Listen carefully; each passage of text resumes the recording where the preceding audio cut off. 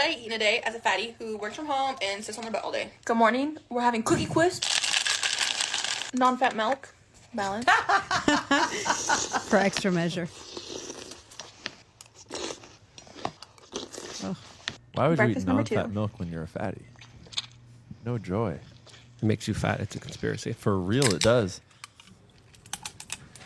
Not Bobby approved. Mandatory fat camp, and RFK Jr. might actually do it. We hope he does. Welcome back, beautiful and amazing human beings. My name's Luke Radowski, here of the bestpoliticalshow.com, and we are going to be going live for the next 2 hours discussing all the latest and craziest news developing right now, as, of course, there's always a plethora of absolutely crazy and wild stuff to get into. As, of course, there's so much crazy news coming from Syria, as well as just absolutely awful videos, as Israel is taking advantage of this situation by taking a lot of the land for themselves, as we also had some very interesting comments from Ben Shapiro on the situation, as Ukraine is getting more bailouts, more money, and more military equipment, as the Luigi CEO assassin story just keeps getting more complicated, keeps getting crazier, as he just screamed some interesting comments to the media as he got dragged away. There's also aliens, UFOs,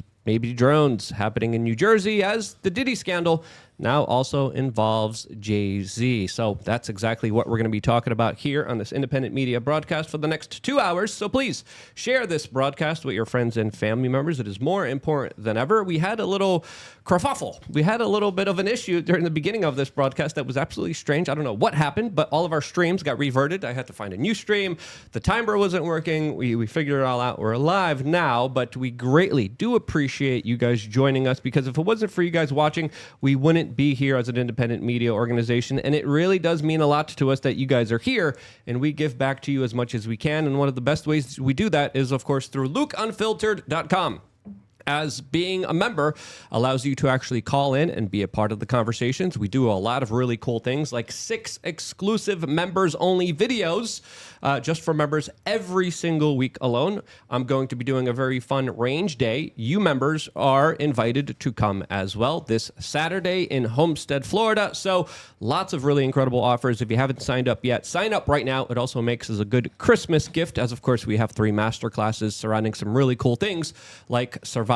First-time callers also get free supplements from wearechange.shop, and we're going to be doing our best to read any and all super chats. We had a super chat from the last stream. That stream somehow just went down. We're going to make sure we're going to read that one, but we will prioritize, of course, all the super chats happening on the Streamlabs link down in the description below. That only takes a 3% service charge. We still have a limited edition hat available to you, as well as a yard sign, a part of our fundraiser for our legal bills, since we have a lot of them that we're dealing with right now on SaveLukeNow.com. That's not a fun situation to deal with, but hey, we appreciate everything you guys could do for us during these very hard, difficult, crazy, insane times that are really just getting crazier by the day. A lot of people expected things to just calm down after the election. Nope.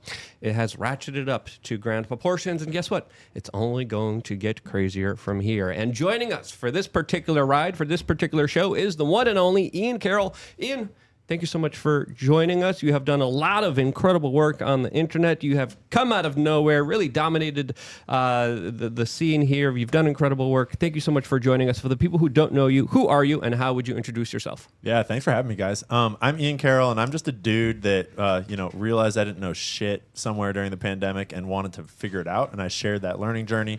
Still learning. And I started by learning, how does money work and how does, the financial control of our world work? And that naturally leads to just figuring out how all the corruption, all the problems. Then you go down the rabbit hole with Jekyll Island and the U.S. Federal Reserve System and the Titanic, and it begins. Yep. Yeah, I've actually got a documentary coming out about Jekyll Island where we went there, me and my friends with, I'll let that come out later, but it's it's going to be so fun. Did you guys go to Rockefeller's cabin and see the Indian burial grounds? Yeah, we got a little section on the burial mound, and I didn't stay there, but we actually, half the crew stayed in JP Morgan's old mansion. They now have it turned into a little hotel.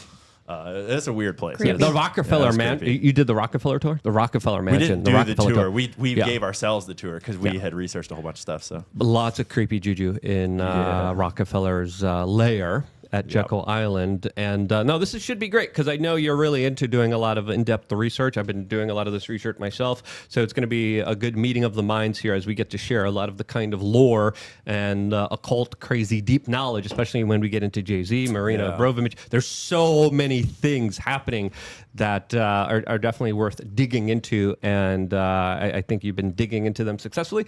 We do our best here, and I think this is going to be a great conversation. As of course, Marta Bueno is also joining us for this particular conversation. Who are you, Martha? Hey, everyone. First of all, I'm super excited to have you in studio, Ian. This is super awesome. I've been following your stuff for quite a while. I am Martha Bueno. You can follow me on X and IG at Bueno for Miami, and let's go. Yep. Tatiana Moroz demanded to be a part of this show. I said, okay, cool, fine. Yes, Tatiana I put in my demands. I heard Ian was coming here, and I was like, I want to talk shit on Diddy. That's my favorite subject. Go. Actually, me and Martha have a bond over our desire to unearth the secrets of Hollywood. But you were in a studio that had a lot of these very prominent rappers that you were a part of, that you played a major role in as well. Yes, I helped get them there. I made the deal for the Mossad. Damn it, it's all your fault. Yes, I've been hiding but in the shadows. My name's Tatiana Moroz. I'm having an event called thecounterparty.com in Miami, January 25th to 26th. Jay-Z will be there. No, he won't. I'm just kidding. We don't invite pedos. We do not have that type of thing at our events. No. Family-friendly show here, Tatiana, just for the beginning here. Then you could fully unleash your Tatianas all over the internet in just about an hour from now here. As of course, Stephanie is along for the ride as well, ready to dominate the conversation. As always, Luke. This is Steph. We are change pushing the buttons. Super excited to dominate the conversation. All right. We'll see if she does that. Fingers crossed here. As of course, let's just get right into the news. There's so many different things unfolding right now, especially geopolitically inside of Syria right now. As I don't know about you guys, but I don't think this guy here is calling the shots here. As we have this latest statement from Joe Biden, allegedly the president of the United States. And one of the things that's going on here, they just turned off my. I'm going to go vomit. What? I lost the electricity here. But anyway, one of the things we found is that, we invented the computer chip. Size of that right there is someone that is an absolute perfect puppet for the establishment. This guy's not calling the shots here, and I think everything we are seeing geopolitically right now with Ukraine, there's major loans, there's major weapons deals, there's so many different things happening right now. This guy's not it. He's not calling the shots here, but there's other people behind the scenes that are.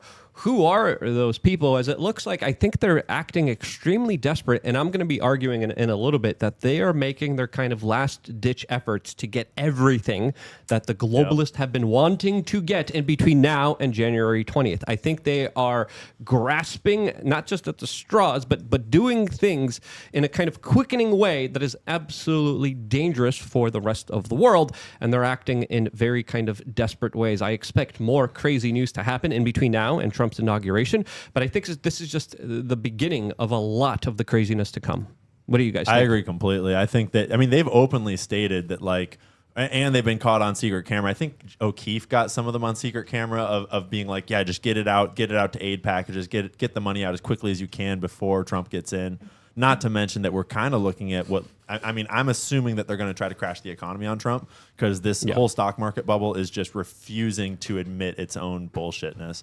Yeah, absolutely. It's going to be a wild 100%. Since you look at the larger kind of financial moves that are being made, you look at the national debt, you look at a lot of the kind of positioning, and I think Trump's kind of responding to that as he just put out a specific message on Truth Social. I think trying to prevent a lot of this kind of bigger economic crash that is going to be coming here. I think that's why we have so many interesting conversations when it comes to Bitcoin and cryptocurrencies. As he announced on Truth Social just a couple minutes ago, quote, any person or company investing $1 billion or more in the United States will receive fully expedited approvals and permits, including, but in no way limited to, all environmental approvals. Get ready to rock. And if you're trying to save the economy, you got to make very desperate moves, and I think that's exactly what he's doing right now. I love how he's already running the country, even though he's not. Because, what are they going to do to stop him? The whole world knows that Trump is now in charge, and so they can just deal directly with him. They're flying to Mar-a-Lago to meet him. They're just bypass Biden. Like, who the hell is this guy? I mean, That's why amazing. would they talk to Biden? Yeah. Honestly, like it's ridiculous. Biden isn't there. He wasn't there before. They were like, oh, he's at peak, whatever. He's sharp as a tack. Sharp as a tack. Of course he is. Hey, this like he's terrible. Oh my God. Of course they're gonna go to Trump and let's go. But what we saw in Notre Dame was very kind of eye-opening. If you look at the body language of a lot of these leaders, they were kind of fawning over Donald Trump. They were kind of allured by him. They were kind of intrigued by him. And they weren't seeing him as some kind of villain. They didn't seem angry. They seemed the opposite of that, as it does seem like there's going to be a major kind of shift happening here. And internationally, seeing these world leaders react to Trump like they did does highlight how there definitely is a kind of turning of the tide, to say the least. I mean, I think it kind of, the analogy of like a strong father figure in the home really keeps hitting home for me, in the sense that the global community is so ready for a strong leader in America again. Whether you're conservative or liberal, it's like undeniable that getting the puppet out and getting a actual like leader in is going to be refreshing for everyone, I think. Yeah, some of these leaders could be like, okay, finally, the nonsense ends. A leader I can actually talk to. We're actually going to get things done, and we're not going to be told what to do. Maybe there's potential opening for that. I know some people are, of course, kind of skeptical of that, but at least we have the trolling, and I love the trolling, and love him or hate him. He's going to be, I think, one of the most entertaining presidents. I think he already was one of the most entertaining presidents of all American history.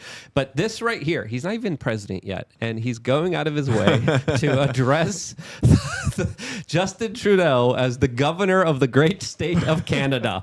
I love this. I think it's epic. I think it's amazing. We saw Justin Trudeau kind of shift his tone recently, especially when it comes to immigration. We saw him fly down to Mar-a-Lago. We're hearing conversations from now two people coming out and saying, yeah, Donald Trump says if Canada can't exist by robbing America of millions of dollars or billions of dollars, then it doesn't deserve to exist and it deserves to be a state. And that's exactly what he's kind of playing into. But this is a great way to kind of put in check Justin Trudeau and to kind of show who's kind of boss here, as this trolling right here. Absolutely brilliant. I love to see it. And if anyone deserves to be disrespected on the world stage, it is Justin Trudeau. So I don't know about you guys, but absolutely extremely entertaining. I love that Trump doesn't have to get reelected this time too. So I'm kind of hoping for next level comedy, so like all throughout this presidency, because his legacy is secured, and obviously I hope he establishes a strong legacy through doing a good job for the next 4 years. But regardless, I'm really hoping we get some next level just memes out of it all. I feel like we will. It's Trump. Who are you kidding? We already have. Part 2. I mean, hello. We're like, yeah, this is great. I can't wait. I mean, Bush was pretty entertaining, right? Like, Bush was entertaining, but like not Trump level entertaining. Yeah. Tatiana, you were a little bit of a negative Nancy last time you were on here about the Trump situation. I love Donald Trump. I can't wait for my Lord and Savior to save us all. I've just been waiting my whole life for this. Are you at least not entertained, woman?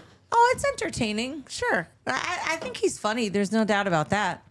Yeah. I'm definitely more excited about people like Kash Patel than I am about Donald Trump specifically. But I'm stoked that he's creating this like coalition of people that have been fucked by the system to hopefully fuck the system back for the next F the system back for the next 4 years. We'll be on Rumble later, folks. Let's go. Also, free Ross. We got free J6ers. Hopefully now free Roger Ver after today's Tucker's interview. Yes, like, let's they're go. Gonna end the IRS. We're all gonna get a pony. I can't wait. Just free get Luke. me an idea. Yeah, free Luke. Tatiana's overdosing on black pills. I would prefer to make the argument where they all went. that things are going to be a little bit better, and I think they be will a little bit better. I do think. Look, a concession. I love this. I mean, we're like agreeing. a 15 to 30% better range. That's better than any other time ever in the history of any time that I've ever voted or paid any attention to the government. I've been voting for a while. Tatiana is using black pills as suppositories. Be nice. Listen, you don't have to attack your fellow Poles, okay? Like, come on. Polish people do not need to attack each other. Let's make love, not war. Thank you. Just not with each other. I feel like that would be kind of like incestual, you know? She's like the older bratty sister that I never had, which I appreciate. But to add to my larger argument that I was kind of trying to make here and hint at, when Donald Trump was president of the United States, this is according to Julian Assange, there was a lot, and according to my sources and according to everything that I've heard and seen personally myself, there was a huge effort to overthrow the Syrian government. There was a huge effort to get rid of Bashar al-Assad. There was a huge effort to help out the, quote, moderate rebels, you know, those Islamists that are now hanging people and torturing them. Those guys, there was a huge effort where the CIA came to Donald Trump and said, you know what? We have to do this like we did to Libya, like we did to Iraq, like we did to Afghanistan. We got to come in there. We got to take him out. He's bad. Look at the chemical weapons attack. Look, your daughter's crying about it. Look, we have to get involved here. And Donald Trump said, no, we are not going to be overthrowing the Syrian government. We are going to be fighting ISIS and radical jihadism in the specific region. And one of the biggest policies that has me more favorable of Donald Trump is this specific policy from 2017 when he was president of the United States, and he officially ended the CIA arms program for the rebel group. Now, why am I talking about this now? Well, specifically, it's important to bring up in context here because I think the CIA knows that if Donald Trump is going to become the next president of the United States, if everything goes along like it's supposed to, like January 20th gets here and everything's fine and everything's smooth, that they will never be able to, of course, overthrow Bashar al-Assad. And now, under this lame duck presidency of Joe Biden, they're like, we got to go in. This is the time, and that's exactly why I believe we saw the overthrow of the Syrian government, which is going to be horrendous for the Middle East, and there's going to be a lot of severe consequences for it. And it's not just my opinion, it's also Julian Assange's opinion, as of course, previously he had this to say. Project of the CIA has been the overthrow of the government of Bashar al-Assad measured by the amount of their budget that they're spending. So they spend more of their budget on that than anything else. Right. So Trump has a electoral, during his campaign, a policy of not overthrowing Bashar al-Assad, although I don't think he put it explicitly like that, but cooperating with Assad and the Russians to attack ISIS, which essentially means not overthrowing Bashar al-Assad. Yeah. So that's creating enormous problems for the CIA because not only do they have people that have specialized in doing that and to risen to positions of power within the Central Intelligence Agency for doing that, but they've made extensive connections and alliances with Saudi Arabia, with Qatar, with Turkey, etc., in order to overthrow that government and to support the forces, internal and external, that are trying to achieve. Yep. And right now, I believe the CIA literally said, Trump's coming in. We got to overthrow the Syrian government. This is the time to do it because we won't be able to do it under his reign. And that's exactly what they did. What do you guys think of that theory? I think you're exactly on point. And I mean, the parallels to Libya are really important. And this is such a long history of overthrowing what they claim are, like extremists. And the first step is the propaganda to make Americans and people around the world think that this person needs to be overthrown. So that way people will welcome and not ask too many questions when the CIA sponsors a coup. And they can kind of cover up their involvement. But it's dirty and dark all the way around. Yep. We constantly fund both sides of the war. We're the ones that pay for the whole thing. We promote it. We do it. I mean, it's just like, can the United States please find some other hobby that's not like blowing people up? Because we want to, let's remember too, what country is actually interested in overthrowing Syria. And if you aren't familiar, you might go watch Candace's take on that. It's like, it's not really in the U.S.'s interest that we're trying to overthrow Syria because they're not our neighbor. They're someone else's neighbor. And, we're all going to see that that neighbor's taking some of their territory very conveniently right now, and they're trying to become greater neighbor. They just had this plan to be greater neighbor for quite some time, and funny how the war just happens to spill over into all the places that they've been saying they want for the longest and do time. it quickly. before Biden's out. You know, we got to get this done. Come on. Like, you know. But Do a you lot think of people, that Trump would do anything different, though? Yeah, absolutely, 100%. He did just you tweet just about listened it. to Julian Assange specifically explain how the CIA told him to overthrow the Syrian government, and he said no. Yeah, and he just tweeted like yesterday about the overthrow in Syria, and he said the USA should do nothing, not get involved. Right? And he even said specifically in 2013, remember all those freedom fighters in Syria?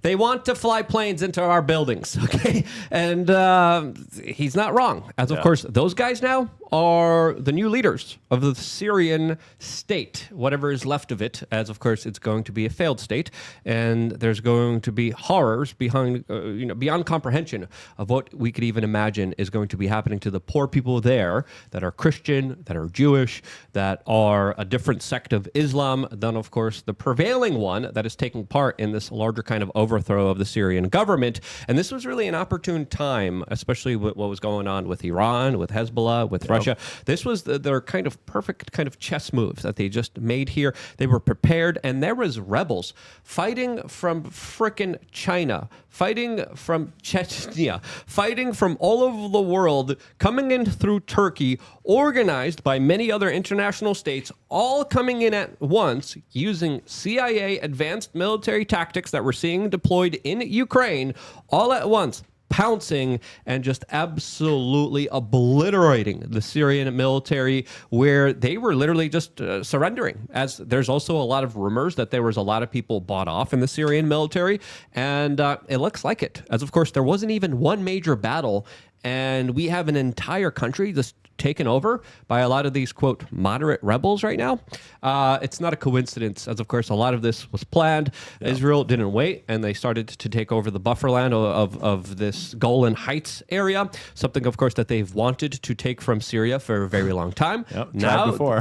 Now they have the excuse, and they are doing it.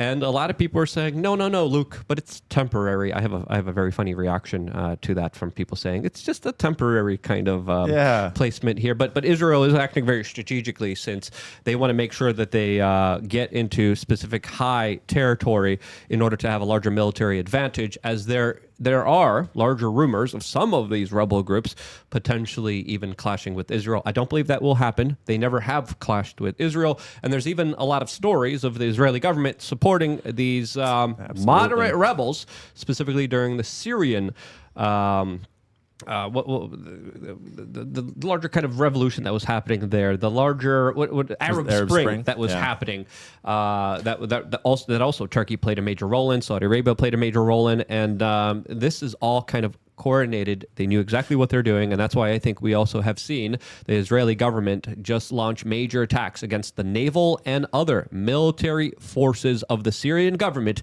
in order to make sure that a lot of these moderate rebels that they previously supported don't get their hands on some of the advanced military weapons that the Syrian government just kind of left for them there. It's worth noting, too, that Israel is extremely powerful militarily and in the intelligence world, but they're very powerful in the propaganda world, and they've always prioritized propaganda in a really major way for good reason.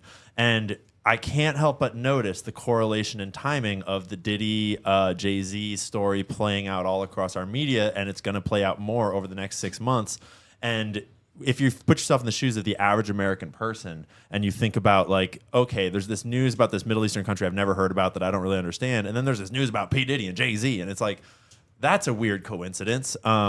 I can't help but wonder how much of what's going on over in Israel, Syria, the Middle East in general is going to get kind of swept under the media rug by this far more interesting, salacious story that's probably going to break for the next 6 months. Yeah, our news cycle has been absolutely crazy the last few months. It's like major news happens every single day. There's never a shortage of things to talk about. And it feels like it's speeding up, too. Yeah, like it's only getting crazier. Yeah. And people's attention spans are getting shorter and shorter and shorter, and you got to create content that's shorter and shorter and shorter, more concise, more quick.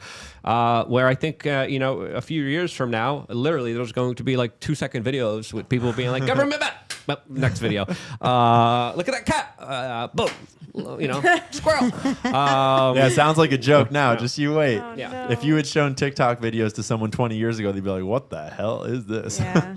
Oh, they would have been hooked 20 years prior. Are you kidding me? But even modern entertainment, if you look at older movies, they're so slow paced. Absolutely. And they're so much richer and they're so much deeper. But you look at movies now and it's like Fast and the Furious. It's like boom. Explosions and sex and explosions and sex. Yes. And it's like, okay, I think we're dealing with the situation that is, I think, deliberately done. Some people say it's the market responding to people's demands and needs.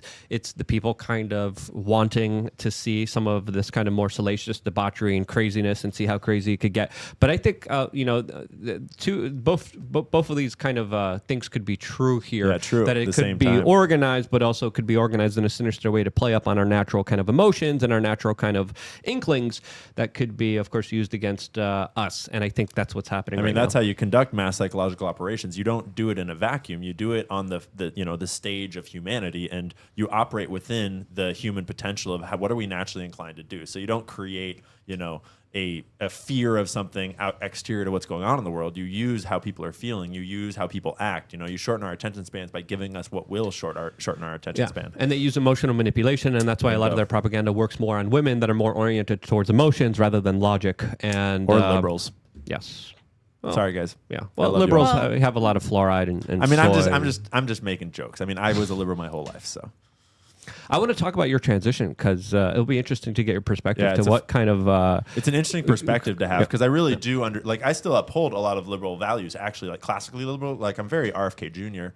And but that's a right-wing fascist right now. I know exactly. I mean, I am the alt-right pipeline too, so I get it. But I understand where a lot of it's coming from, and I kind of speak both languages, so it's a fun perspective to have in this season. Absolutely. But again, the news from Syria, I just want to kind of hone in and focus in on that because it's big, and a lot of people aren't talking about it. A lot of people aren't discussing it, and the videos that are coming out of Syria. Too graphic to show you here. Absolutely horrendous. We're talking about Gaddafi, Libya-style videos that are happening to family members as they're trying to save each other, as they're literally being...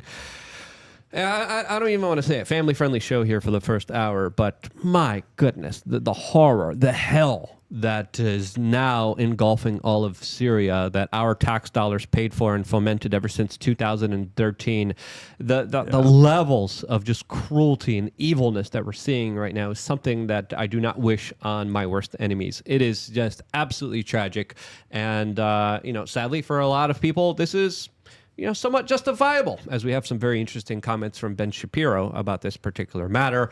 But I can't wait to hear what he has to say. Yeah, gosh, let's get it. Can't imagine whose side he's on. Do you guys also see Bibi Netanyahu's face when he was, updating the world on the situation? He cannot hide his gleeful smile. He's like, this is just such a great development. Yeah, so this development absolutely Christmas came awful. Early for him. Absolutely awful for the Christians. Absolutely awful for different sects of Islam. Horrible for the Jews inside of Syria. Horrible for the Kurds that are going to be targeted and probably wiped out next. But again, geopolitically speaking, for Israel, it works out for them according to a lot of their kind of mainline doctrine as they are seizing territory. And again, we are seeing the face of the Middle East change here, according to Benjamin Netanyahu. It is changing, and it is only going to become more desperate, more horrible. There's going to be larger refugee crises. There's going to be more humanitarian issues. There's probably going to be the bringing back of Sharia law in many places all over Syria, and the death and destruction that's going to be in response to this is going to be horrible. And again, Ben Shapiro acknowledges this, but then he says this at the end here specifically, which kind of put a bad taste in a lot of people's mouths. But here's the clip. I'm just going to clip it myself. Okay, there were significant human rights predations against Christians on the ground, not only in the areas controlled by Sunni terrorists, but also in the areas that were controlled by Shia terrorists. Syria is about 10% Christian. Okay, so is it about to get worse? It definitely could, which would, of course, be a terrible thing. Yes. The direct result of the blows Ukraine and here. Israel delivered.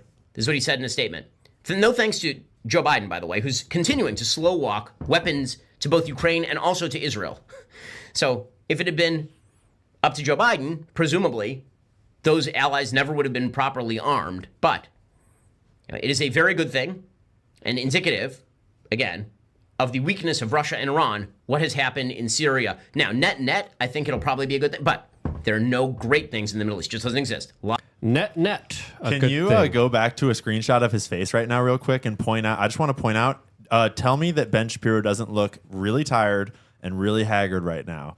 Because right now, the Daily Wire is going through a heck of a scandal with Brett Cooper. They're trying to force her out. They're lying about her. She's like, this whole contract thing, we don't need to get into it. But it's just, it's hilarious that when actually Ben Shapiro is posting videos right now, it's like, oh, bro, you got to get some sleep and de-stress and stop lying about your employees. It looks like it's taking a toll, man. I don't think, I've heard rumors about this, but I haven't seen any kind of frontline sources. I haven't seen anyone kind of I'm the one forward. that has the sources, and they are direct, and I vouch for them, and they are strong. And once I reported on it, a whole bunch of more sources came around the back and were like, yo, I can corroborate. Yeah. So because it's pretty wild. There's a history, especially with Daily Wire and Candace Owens, and that was a little bit more public, especially with Ben Shapiro, who made comments about her at a fundraiser party, and they've got Brett legally locked down, so she can't say anything, and they're circulating letters within that are basically trying to write the narrative. They're trying to like basically do PR in real time. And it's pretty wild how it's showing on his face, because the Daily Wire is not doing too hot right now. I want to know more. Can you tell us more from your sources and everything that's going on? Yeah, I can. I mean, most of it I've already reported online. So Brett Cooper got into, I don't want to go into the details because I don't want to like drag Brett Cooper's personal life into the mud or anything like that. But Brett Cooper and Jeremy Boring started to strongly disagree over a lot of things. And Jeremy Boring eventually was like, you're out, like you're done, cut. And he, because of the way the contracts are written at the Daily Wire, they have a ton of influence and power. And in severing her, she is under a strict gag order, and they're replacing her with her best friend, who was her maid of honor. And they offered her best friend this like insane amount of money to replace her, but they didn't tell the viewers. They told the viewers like, oh, I'm like producer Reagan, I'm just filling in today. Oh, I'm producer Reagan, I'm still just filling in today. And for a while, Brett was still producing videos while she was in this process of getting kicked out and slandered and controlled and manipulated. But then she actually, it sounds like, I believe she just changed her handle to away from, it used to be host of the comment section with Brett Cooper, and she just changed it like 3 days ago to something else that's just nondescript.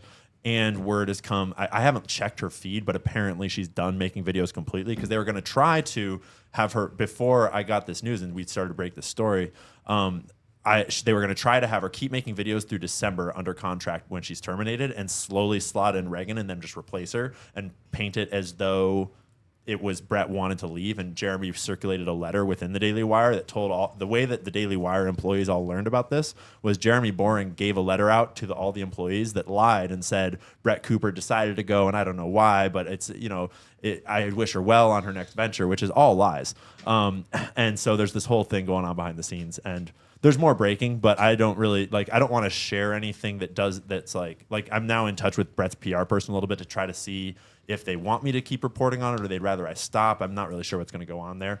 I just want Brett to be able to, like, she's cool. She's a young talent that deserves all the wealth, like all the fame that she's earned.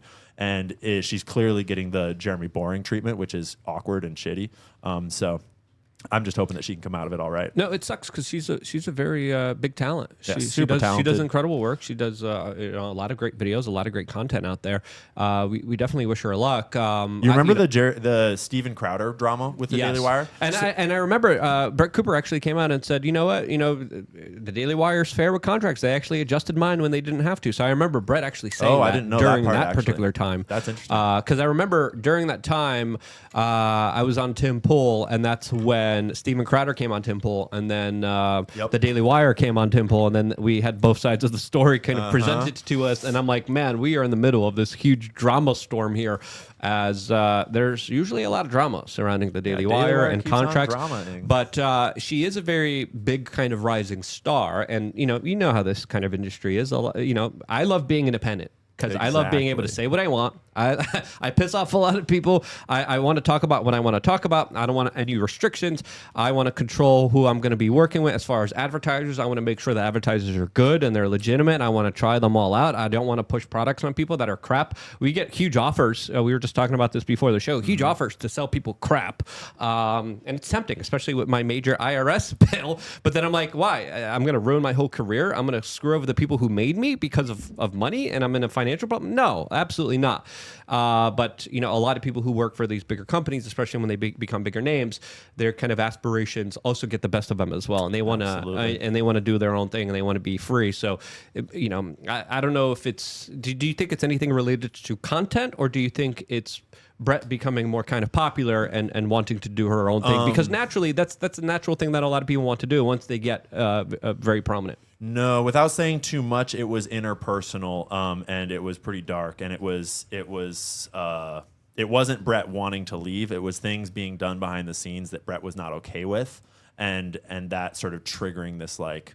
Jeremy Boring is a very phlegmatic person, is my understanding. I don't know him personally, but everyone that I've talked to says that Jeremy Boring is, intense. Just go watch the Harry's Razors commercial that is, satire allegedly. But she did not want to leave. She was having a great time doing great. Doesn't he call himself like God King? He is.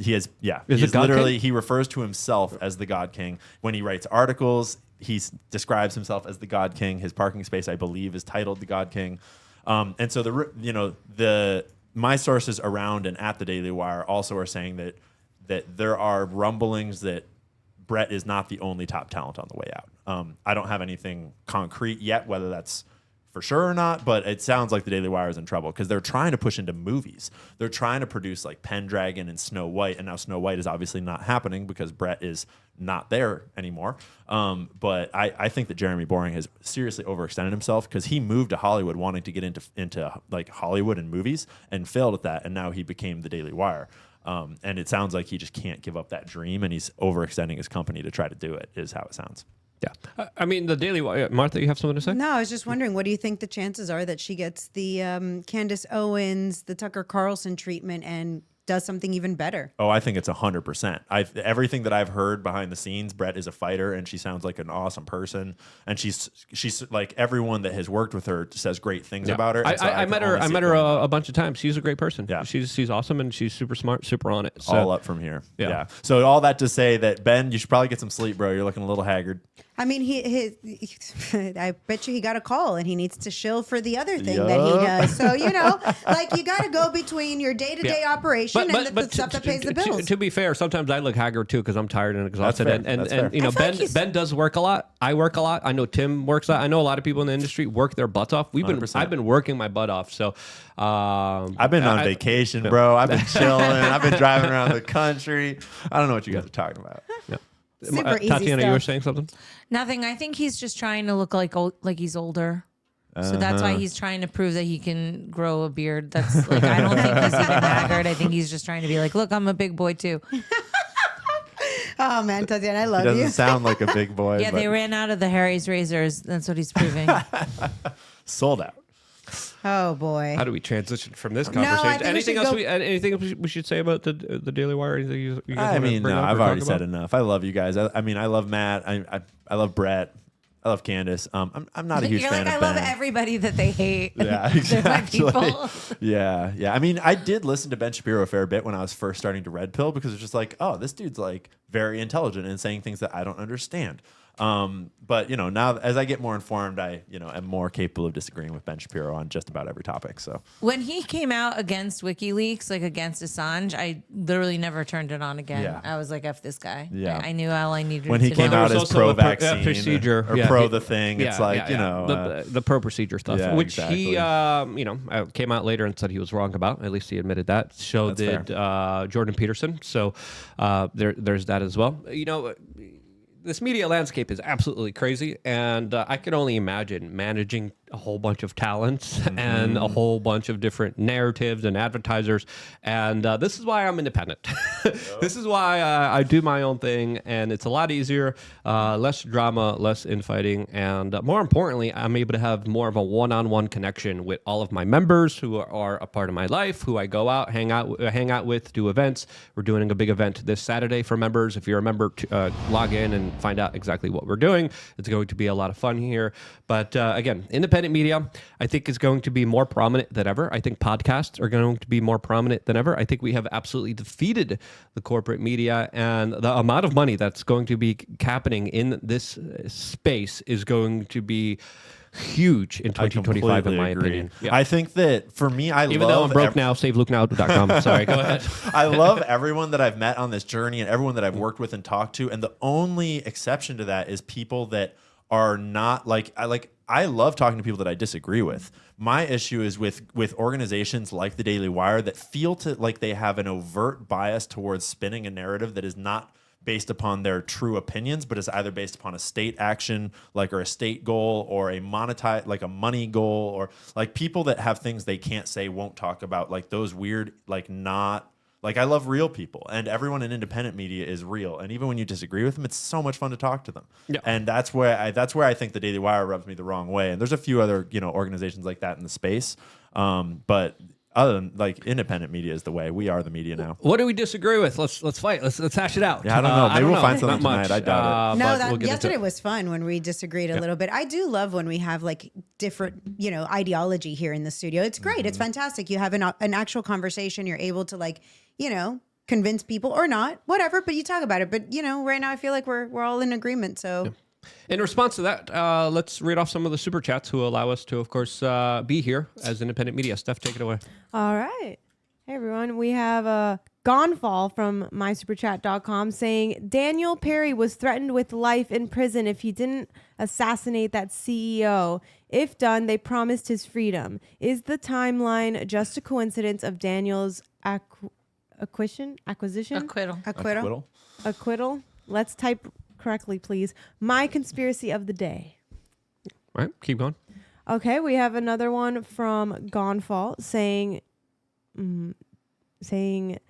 pretty much the same thing. So I'm going to read it. Daniel Perry was threatened with life in prison if he didn't assassinate that CEO. If done, they promised his freedom. Boom. Ultimate conspiracy theory. So I get it. He's saying that Daniel Perry is the real one that did it, and that the other guy is fake, is what he's saying. Wasn't he already in jail?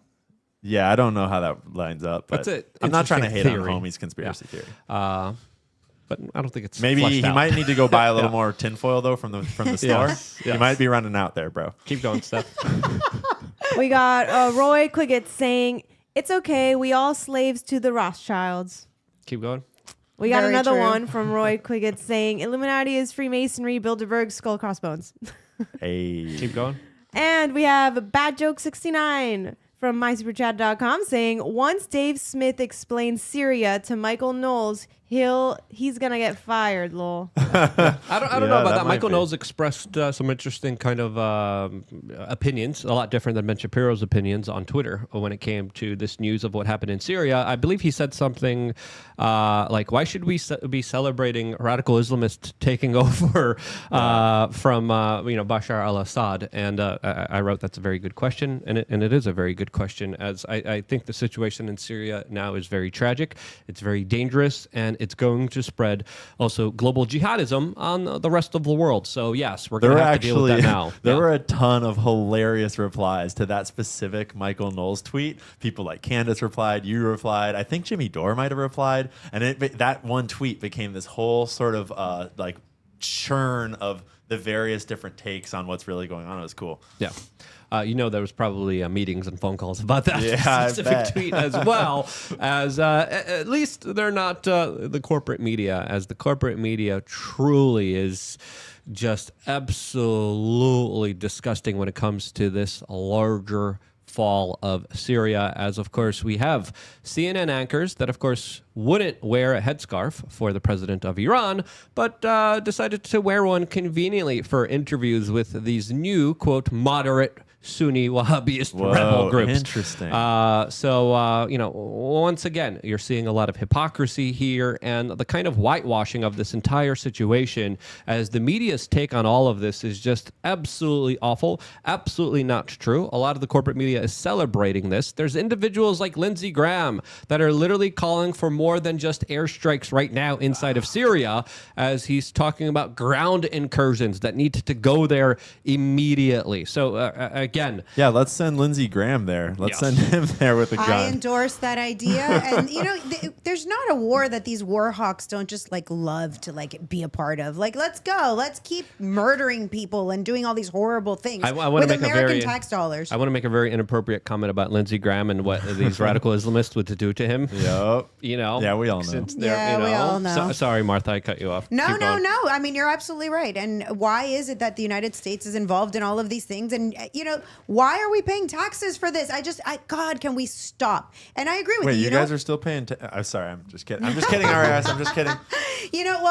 But I agree with you. And this is something that we've talked about before. Let's go ahead and have the politicians go fight the war themselves. Why is it Americans that have to send their children off to war? Why is it Americans that have to pay for this? We're funding both sides of the war. We're sending all of our troops. Go ahead. Let's let the politicians handle this. Yep. Why are we doing it? This is why I get annoyed with people talking about the Bitcoin strategic reserve, because I literally joined Bitcoin to have an option to not fund wars. And now everybody's so excited that they took a bunch of seized coins and now they're going to use it to support the American empire. I mean, they're not going to stop bombing people. So why am I supposed to be excited about it? I feel kind of betrayed by my people. Yeah, I feel that the same way too. It's we got into Bitcoin for freedom, and now literally the Bitcoin people that are there are like, yay, more government. And it's Number go up. Yay. Yeah, they just want the number to go up. Greed is a heck of a drug, unfortunately. It is, and it's a coincidence that today Roger Ver is on Tucker Carlson talking about the hijacking of Bitcoin. All I'm saying is, there might be something to I got some this. angry messages about that from a friend today. He says that he doesn't want Roger to be in jail, but him using this as another battleground for the block size wars is very off-putting. I mean, I think a lot of Bitcoiners feel that way, and especially the ones I don't think my friend's a scammer, though. I think he's pretty smart. So, I know that people...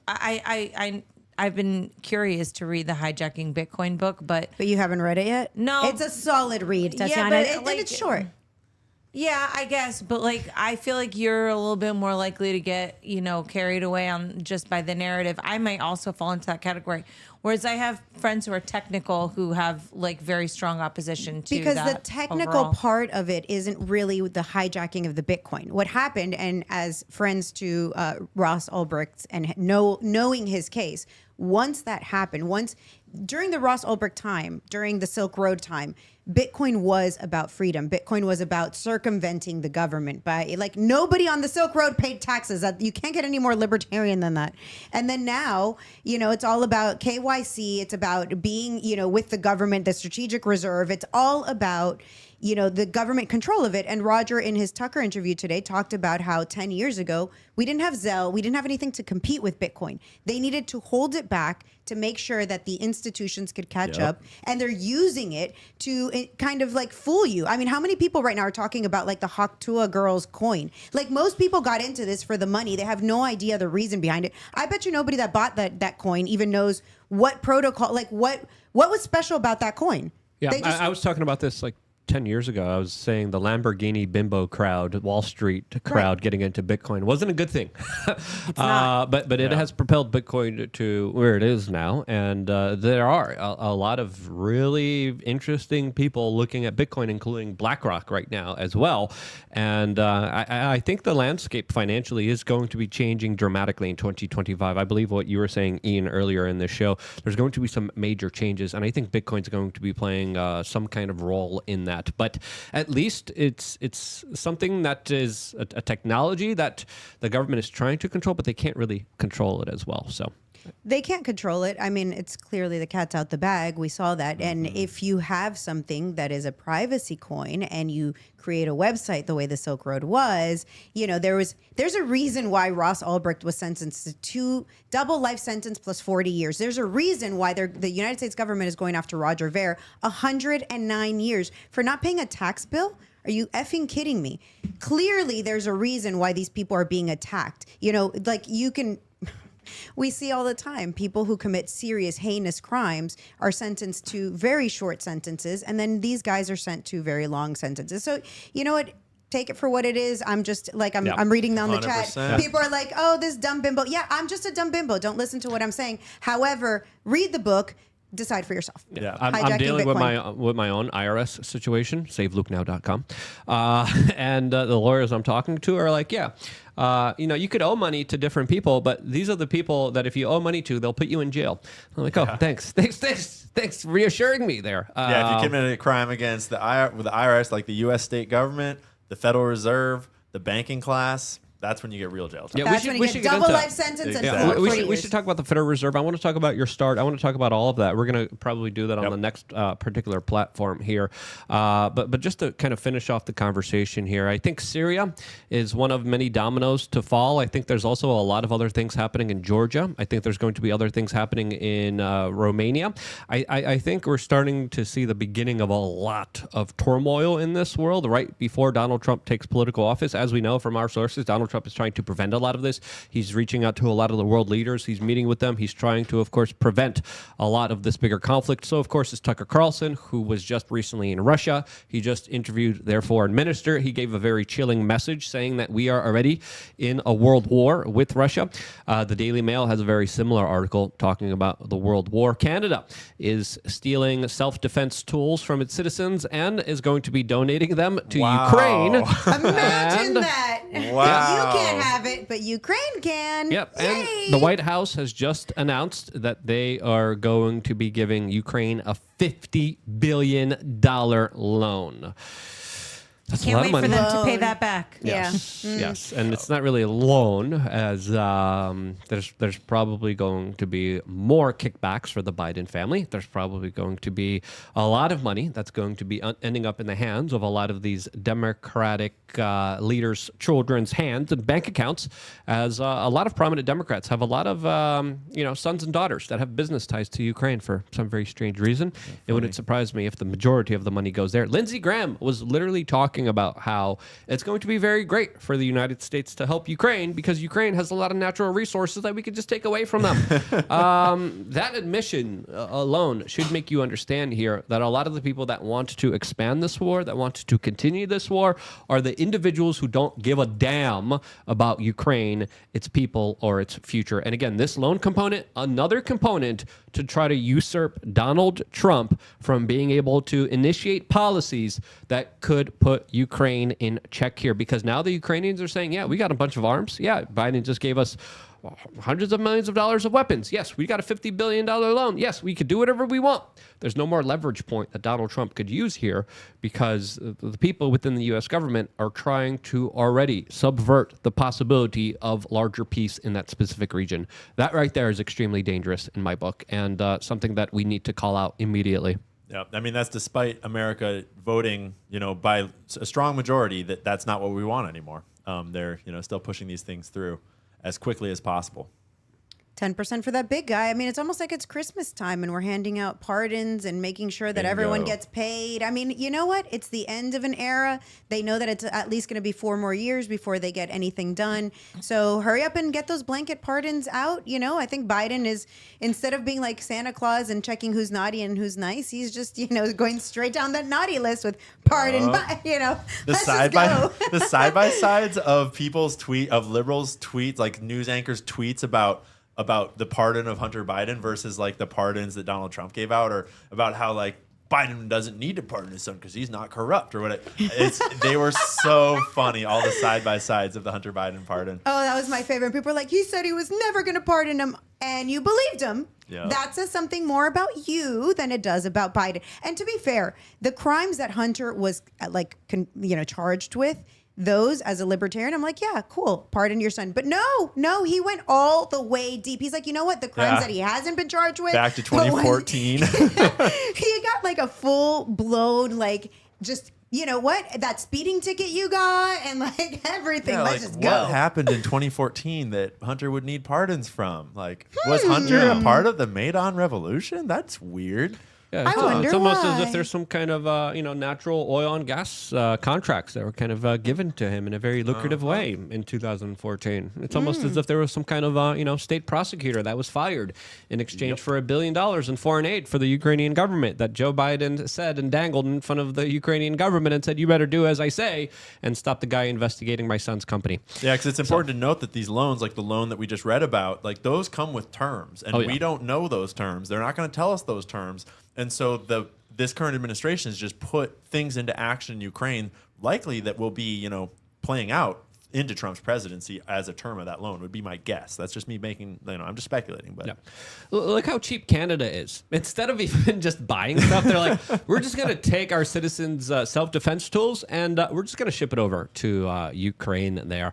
That right there is just the epitome of tyranny and being a cheapskate. So absolutely. Communism. Please, You know what? please ridicule Justin Trudeau a little bit more, Trump. Please. I'll take it. No, I won't take it. But I'm saying, at least he's being a cheapskate and he's not spending their tax dollars to buy new arms, which is kind of where, I don't know. I could go either way. I think It's I'd rather. pretty bad. I think I'd rather keep my guns and have them steal my tax dollars than have them take my guns. I like neither. But thank I don't. you. Yeah. Thank you like, very much. He's definitely not falling far from his daddy's tree, and I mean the Cuban daddy tree, not the other one. But clearly, he's at least being cheap with the people's money. So take some good out of that. I don't know. Yeah. All right, we're going to move over to the next free speech platform. So the show continues in a fully unedited way. I want to talk about your kind of start. I want to talk about Diddy. I want to talk about Jay-Z. I want to talk about all the good stuff. I'm so the crazy excited. stuff, the Federal Reserve banking system. Let's go deep down let's try to go as deep as we can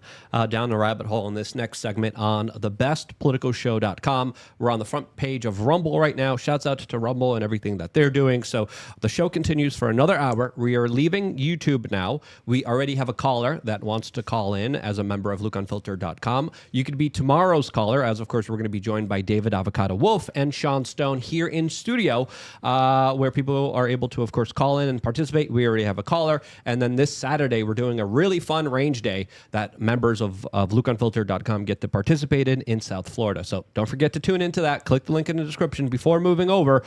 Ian, where can people find out more information about you? Twitter is the best place to find me. Find me on X at Ian Carroll, just Ian Carroll Show on X. That's where I post all my stuff, where I'm uncensored. And from there, you can pretty much find anything. I am on Instagram and TikTok and all that, but, a lot of that gets censored. So, Martha, where can people find you? You can find me on X at Bueno for Miami. Tatiana, when's your event again? January 25th and 26th, thecounterparty.com. Get your tickets now here in Miami. And if you want to find me online, you can get my music, TatianaMoroz.com, or go to Twitter, Queen Tatiana. Thanks. Tatiana's very excited to talk about Jay-Z and all this other stuff. We- This You should be a know, great show. I feel like, can we have Jaguar Wright on the show? yes, let's go. Please, let's Can do you it. invite? You need I've to not hang talked out to her with yet. I do need to hang out with her. Yeah. That lady is like, she's got Tatiana, the I feel really like good you stuff. have the best chances of connecting with her. The whole music thing you guys share in Yes, common. I'm just going to be like, hey, girl, let's talk about Exactly. Jay-Z. Yes, Yup. you guys share music and you share your passion for this topic. Let's go. Reach out, DM her right now. Steph. You can find me on X at StephWRC. All right, conversation continues. Totally unfiltered way. Thebestpoliticalshow.com. Stay tuned for more. Sign up to LukeUnfiltered.com. And